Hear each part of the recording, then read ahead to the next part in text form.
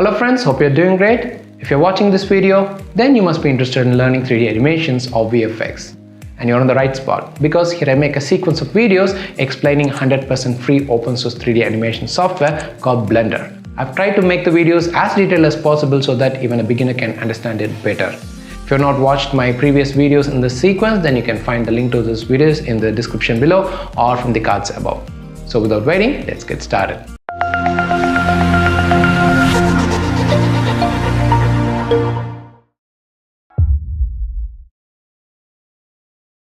In this video, we will see how to separate one 3D objects into multiple objects and then create a parent-child relation between them, and lastly, how to cut a 3D object using another 3D object. So I'm going to narrate the use of these techniques with an example by creating a simple wheel of a vehicle. You can use different methods to create 3D models, and it is up to your designing style and process. The approach that I'm going to show is just for learning purpose as a beginner. Let me select all objects by pressing A and then delete by pressing X. Okay, I'll expand the outliner window, and now let's add a mesh by selecting Shift A and then Mesh Torus. So I feel this will suit for the model that we are going to do, which is a wheel. I'll change my view to ortho so that it helps me better model the 3D object. Then go to the front view and rotate the object by pressing R, then X and 90 to rotate it. Then zoom a bit using the mouse scroll. Go to edit mode. Now I wanted to create the wheel disc. So I'll select the two inner rings in the torus, and in order to do that, there are different approaches. The approach that I'm going to show now is by selecting the edge loops, and we will see the other methods in a while. And if you have seen my previous videos, I would have selected an option like emulate 3-button mouse, because my mouse is not a 3-button. With that option enabled, in case you guys also have done that, then with the shortcut key Shift plus Alt and then left click will not work. So I will temporarily disable the emulate 3-button mouse option, and I need to change the select mode to face select mode, and then if I press the Shift plus Alt and then left click on any face, then it will select the edge loops throughout the face that are connected. So now if you see, it will select the whole ring which are connected with the face which I selected initially. So I'll again go back to the user preference and click on the emulate 3-button mouse, and then I'll rotate the object and then select again the other ring. I know this is not a proper process because with this emulate 3-button mouse option selected, this is a lot of work, but I wanted to show you that we have an option to do that. That's why I'm showing this.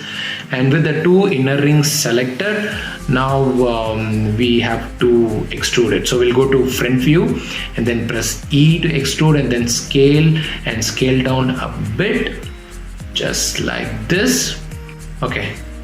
Now I need to create the center of the wheel. So I'll press the E key again and then S to scale down a bit. Okay.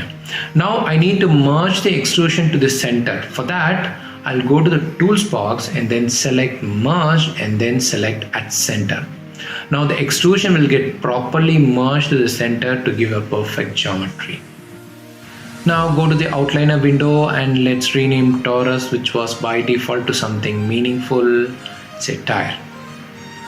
Now I need to separate the wheel disc from the tire so that later we can give a different color or shade to the wheel disc.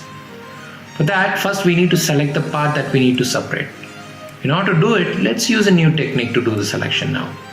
Go to select menu and choose circle select, or you can press key C. This will give you a kind of brush, and it will select the parts which you paint using this brush with the mouse select button. Cool. Now we have selected over one side. To switch to the other side, press escape and then use middle mouse button to go to the other side, and do the same by pressing C and doing selection. Now check if we have properly selected the parts that we need to separate. Okay, so it looks good now. And before proceeding to the next step, take a look at the outliner window. you will see only one object, tire, that we have created. And let's see what happens once we separate it. Okay, now press P and then select selection. Now that we will have another object called tire.001 created, which is the wheel disc that we separated from the original model we created as tire. Let's rename it to wheel disc. Now if you move the object, you will see the wheel disc is separated. Now let's separate the wheel center. Select the tire, go to edit mode. Now to select this, we will use a new technique by pressing select and border select.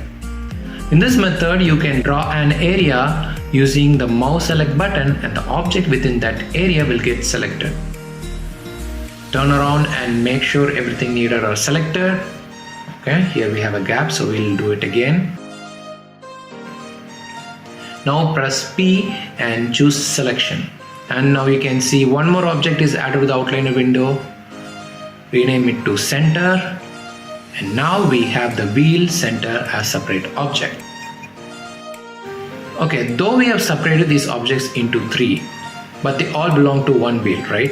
So down the line, in case you wanted to animate the wheel by rotating it, say the wheel rotates when the vehicle moves, then you don't need to animate each part separately, like wheel separately, the center separately, and the tire separately. Instead, if there is a parent-child relation between these three objects, then if you do animate one object, the rest of the things will follow or mimics the parent one. So that concept is called the child-parent relationship in Blender.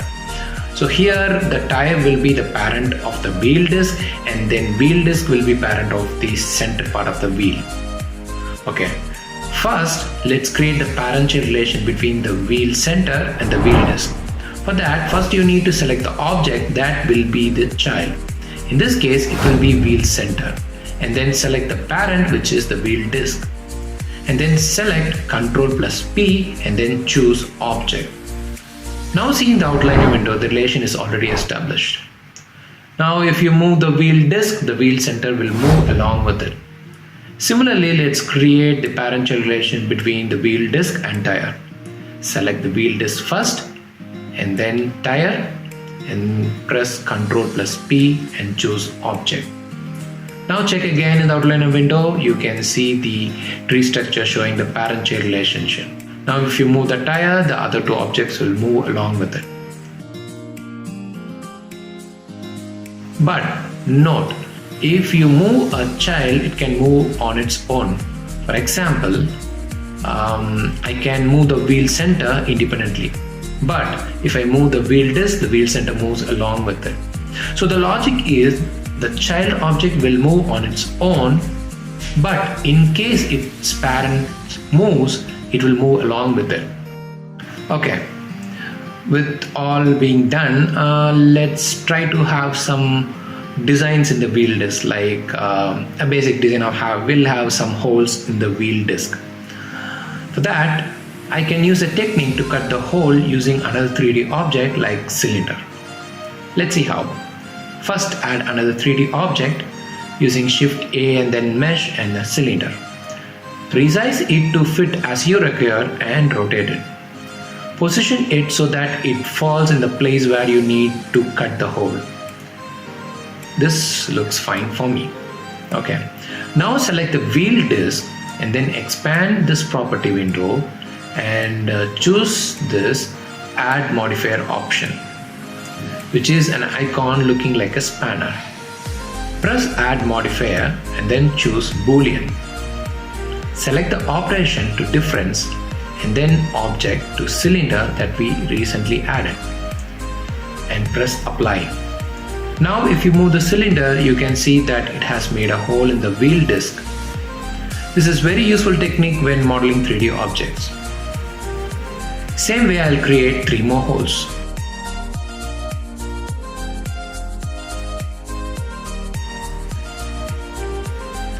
So now we have a basic design of a wheel, and in the next video we will use few more techniques to make it look better and add some materials or shades of colors to it.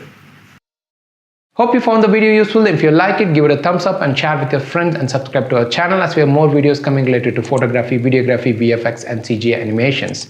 See you again with another good content. Until then, see you. Bye.